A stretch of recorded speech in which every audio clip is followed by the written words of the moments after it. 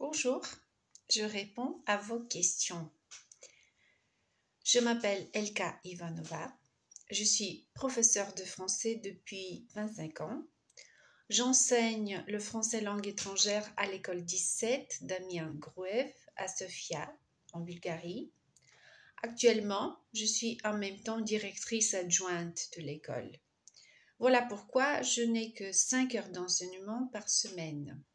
Sinon, normalement, c'est plus de 20 heures. Mes élèves ont 9-10 ans. Dans ma classe, il y a 21 élèves qui apprennent le français dès leur première année à l'école primaire. Cette année, 3e pour eux à l'école, ils ont 4 heures le matin et 10 heures l'après-midi. Les cours de l'après-midi sont pour préparation de devoirs et pour des activités ludiques. Cela fait partie du projet de notre école qui est innovante. Le manuel que j'utilise en classe, c'est Zigzag 2.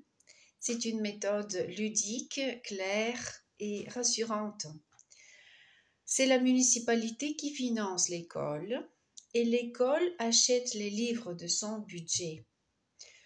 J'utilise l'approche actionnelle et interculturelle.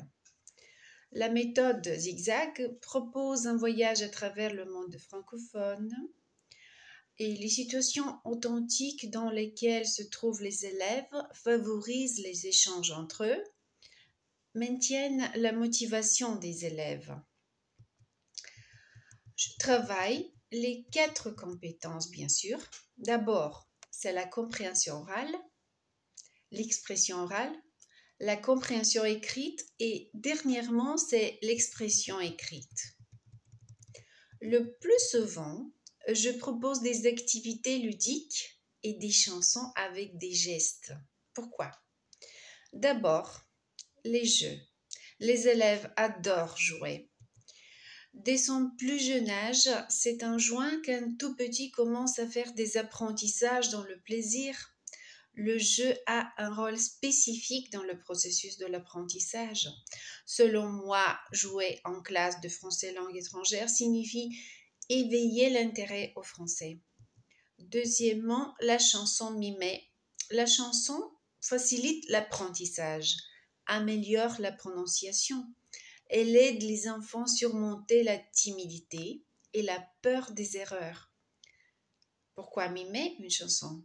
Pour mieux comprendre, facilement apprendre et mémoriser le vocabulaire. Les activités que les élèves préfèrent, ce sont les mêmes que je leur propose.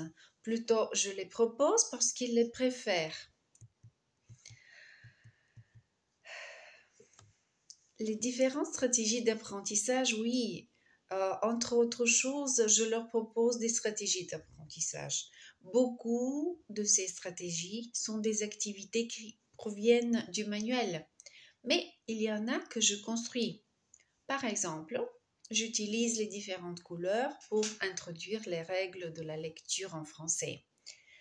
À titre d'exemple, S entre 2 voyelles se prononce Z comme dans rose.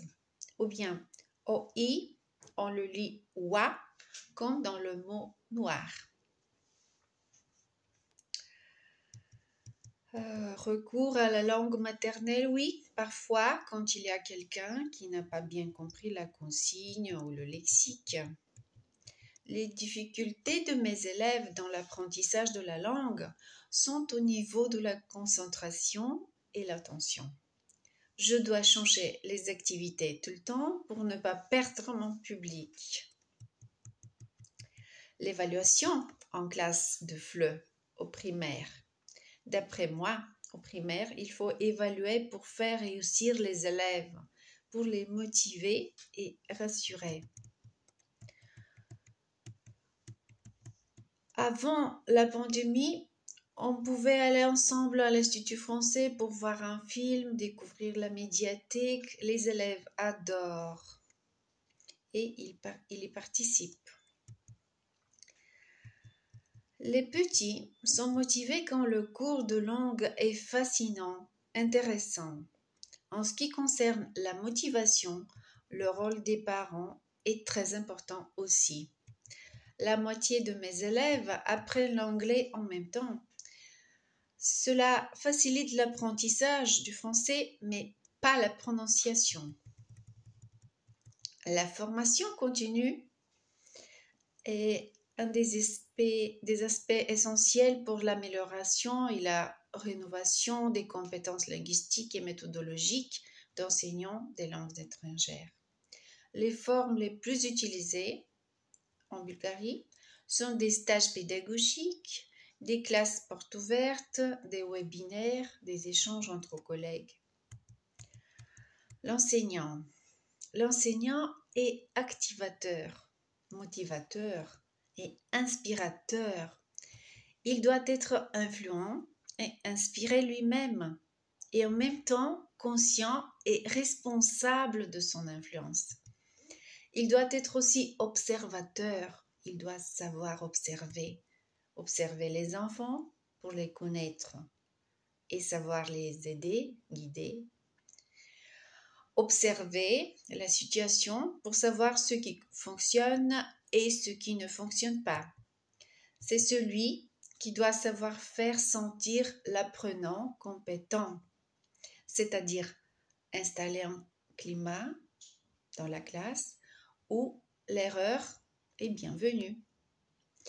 Et je termine par une citation que j'aime.